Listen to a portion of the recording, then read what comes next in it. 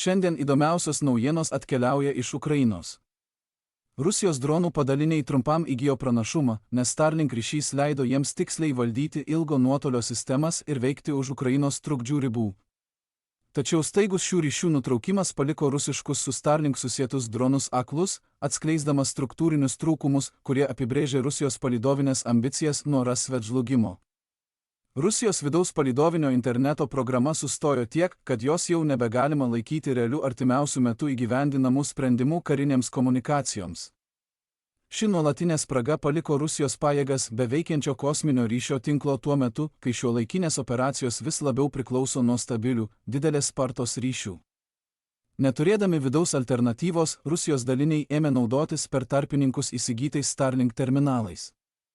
Rusijos pajėgos jau buvo naudojusios Starlink ryšį komunikacijoms ir įvairioms dronų funkcijoms, tačiau pastarieji pakeitimai išplėtė šią praktiką ir į ilgo nuotolio sistemas, tokias kaip BM-35 ir Shahed dronai.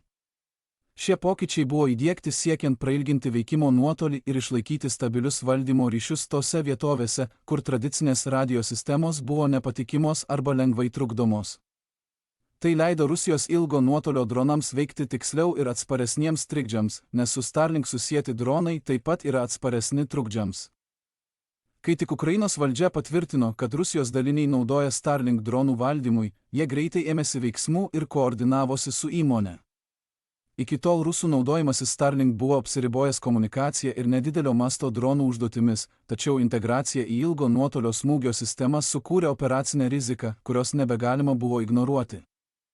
Svarbiausia, kad pastarieji Rusijos pakeitimai paliko aiškius techninius pėdsakus, leidusius pirmą kartą taikyti tikslingus apribojimus. Prioritetu tapo nustatyti, kaip neautorizuoti terminalai veikia Ukrainos viduje ir kaip juos apriboti netrukdant teisėtam Ukrainos naudojimui. Tam reikėjo techninių priemonių, galinčių atskirti ukrainietiškus ir neukrainietiškus įrenginius, net kai terminalai buvo perkelti, paslėpti ar naudojami per tarpininkus.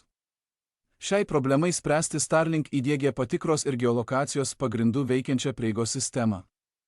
Visi terminalai veikiantys Ukrainoje dabar turi būti registruoti ir patvirtinti Ukrainos valdžios, o nepatvirtinti įrenginiai automatiškai praranda ryšį bandydami veikti Ukrainos teritorijoje.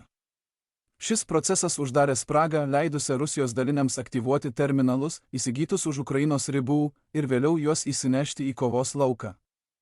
Pereita prie naujos sistemos labai greitai, atspindint tiek situacijos skubumą, tiek būtinybę užkirsti kelią tolesniam tinklo išnaudojimui. Taktinis poveikis buvo akimirksnis. Rusijos kariniuose kanaluose pradėjo plisti skundai, kad Starlink ryšys buvo nutrauktas, o dronų operatoriai pranešė apie staigų signalo praradimą, dėl kurio dronai neteko valdymo arba nekontroliuojamai leidosi žemyn. Kai kurie Rusijos komentatoriai perėjo prie kraštutinių retorikos formų, įskaitant raginimus sunaikinti palydovus branduolinėmis galvutėmis kosmose kaip paskutinę išdegintos Žemės priemonę. Tokia reakcija parodė, kokio masto sutrikdymas įvyko, nes be palydovinio ryšio Rusijos dronai buvo priversti grįžti prie senesnių valdymo metodų, kurie yra daug labiau pažeidžiami Ukrainos trukdymui ir perėmimui. Realiojo laiko valdymo praradimas taip pat sumažino Rusijos ilgojo nuotolio smūgių tikslumą, nes operatoriai nebegalėjo koreguoti trajektorijų reaguodami į Ukrainos gynybą ar judančius taikinius. Laikinas pranašumas, kurį Rusija buvo įgijusi neteisėtai naudodama Starlink, išnyko per kelias valandas nuo apribojimų įsigaliojimo. Pasekmės apima ir strateginį lygmenį, neapsiribojant vien tik momentinių dronų pajėgumų praradimu.